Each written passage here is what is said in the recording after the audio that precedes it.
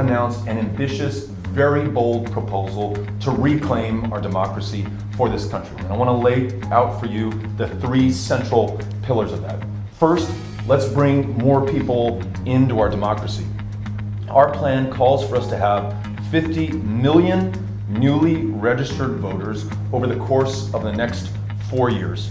If a significant percentage of them turn out to vote, we're looking at 65% voter turnout nationally by 2024, we'll have 35 million new voters whose votes and voices will be brought to bear on the challenges and opportunities of this country. We're going to make sure that we have automatic and same-day voter registration, and that we pre-register 16 and 17 years olds so that when they turn 18, they are ready to go, ready to vote, and ready to participate in our democracy. Second, we're going to remove barriers to access, a new Voting Rights Act, and no one has been more eloquent or powerful on this than Stacey Abrams. We are going to follow her lead to make sure that there can be no effort to suppress voter participation. So voter ID laws or purging the voter rolls, as we saw here in Georgia and as they attempted to do in Texas, we will make sure that that cannot happen anymore. We're going to make sure that there are more voting and polling locations. We know that that was a problem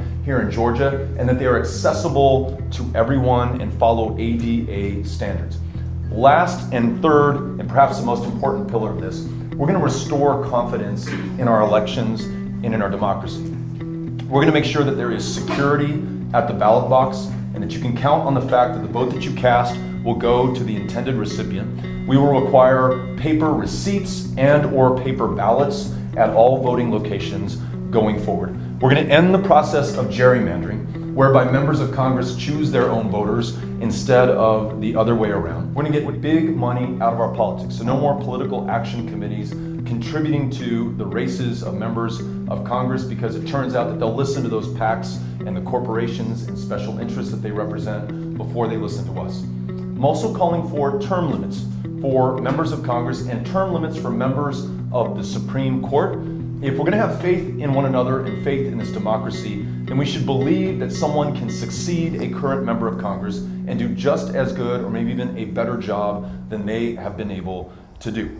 I think if we take these steps, if we really show that we have faith in the greatest mechanism humankind has ever devised to unleash our potential and our genius, this country is going to be able to meet the challenges before us. Now, whether that is healthcare for all, a more inclusive economy, confronting climate change before it's too late, we can't meet these challenges by half measures or half steps or only half the country. We need to include and involve every single one of us in the process. So that is my proposal.